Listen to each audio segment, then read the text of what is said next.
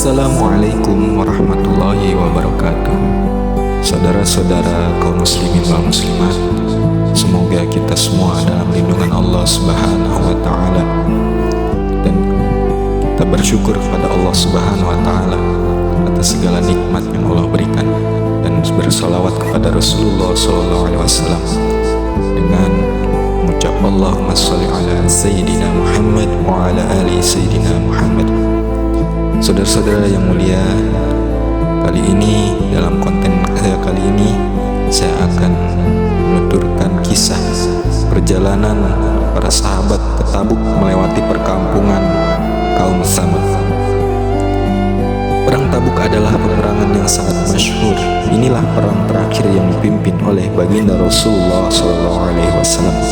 Suatu ketika sampailah berita kepada baginda Nabi SAW bahwa Raja Romawi akan menyerang Madinah Munawwaroh dengan bala tentara yang besar melalui Syam.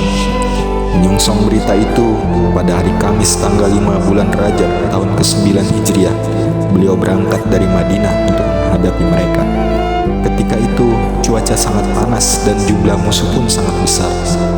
Baginda Nabi SAW mengumumkan kepada pasukan muslimin secara terang-terangan bahwa mereka akan berangkat untuk menghadapi Raja Romawi. Hal ini dimaksudkan agar pasukan muslimin mempersiapkan diri sebaik mungkin, dan juga pada saat itu beliau sendiri secara langsung menggalakkan infak kepada kaum muslimin. Dalam perang inilah Sayyidina Abu Bakar radhiyallahu anhu mengorbankan seluruh hartanya, sehingga ketika baginda Nabi SAW bertanya kepadanya, "Apa yang kamu tinggalkan untuk keluargamu?" Kemudian Sayyidina Abu Bakar menjawab, "Aku tinggalkan Allah dan Rasulnya untuk mereka." Sayyidina Umar radhiyallahu anhu juga mengorbankan separuh hartanya, yang kisahnya tertulis dalam bab ke-6 kisah kaum. Sedangkan Sayyidina Utsman radhiyallahu anhu menyiapkan perlengkapan perang untuk sepertiga pasukan.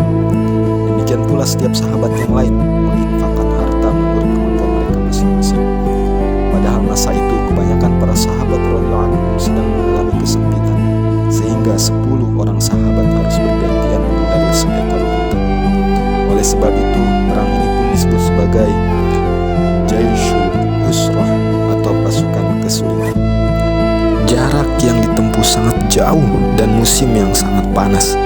Di samping itu, buah-buah kurma di Madinah sudah masak dan siap dipanen. Padahal kehidupan penduduk Madinah bergantung pada kurma. Inilah kesempatan mereka mengumpulkan rezeki untuk 1 tahun. Keadaan itu menjadi ujian yang sangat berat bagi kaum muslimin. Di satu sisi, rasa takwa kepada Allah Subhanahu wa taala dan perintah baginda Nabi SAW tidak mungkin mereka abaikan. Di sisi lain, berbagai kesulitan menghadang, khususnya kebun yang telah mereka usahakan selama setahun. Sungguh satu hal yang sulit meninggalkannya tanpa ada yang mengurus, padahal sudah siap panen. Namun, karena ketakwaan mereka kepada Allah Subhanahu wa taala mengalahkan segalanya, mereka segera menyambut seruan baginda Rasulullah SAW, sehingga yang tinggal di Madinah hanyalah kaum munafik, orang-orang uzur, wanita dan anak-anak. Ada sebagian sahabat yang tidak dapat meninggalkan Madinah karena tidak ada kendaraan yang dapat ditunggangi. Mereka menangis menyesali keadaannya. Mengenai kejadian tersebut turunlah ayat Al-Quran, "A'udzu billahi minasyaitonir rajim. Tawallaw a'yunuhum tafidu minad dam'i hazanan alla yajidu ma yunfiqun." Mereka kembali sedangkan mata mereka bercucuran karena sedih tidak memiliki apa yang dapat mereka infakkan. Quran Surat At-Taubah ayat 92. Seluruh sahabat radhiyallahu anhum yang tidak ada uzur menyertai peperangan tersebut, kecuali 3 orang sahabat. Di tengah perjalanan mereka melewati perkampungan kaum Tsamud, baginda Nabi SAW menutupi wajah beliau yang penuh nur dengan ujung kain baju sambil mempercepat untanya dan memberi perintah kepada para sahabat radhiyallahu anhum, "Kalian harus segera melewati kampung orang-orang zalim ini." Dengan menangis dan takut jangan-jangan azab yang menimpa mereka menimpa kalian. Dari kitab Islam Khamis. Hadirin Allah Subhanahu wa taala, meskipun baginda Rasulullah SAW adalah kekasih Allah Subhanahu wa taala, beliau tetap merasa takut ketika melewati tempat orang-orang yang pernah diazab oleh Allah Subhanahu wa taala. Begitu pula beliau menyuruh para sahabatnya untuk segera lewat sambil menangis, khawatir azab tersebut menimpa mereka. Para sahabat pun walau dalam keadaan sangat sulit, tetap menunjukkan kesetiaannya. Sebaliknya, kita malah menjadikan kawasan yang terkena gempa bumi atau bencana sebagai tempat wisata dan bersenang-senang untuk melihat tempat keruntuhan. Jangankan kita menangis, berpikir untuk menangis pun tidak terlintas dalam hati kita.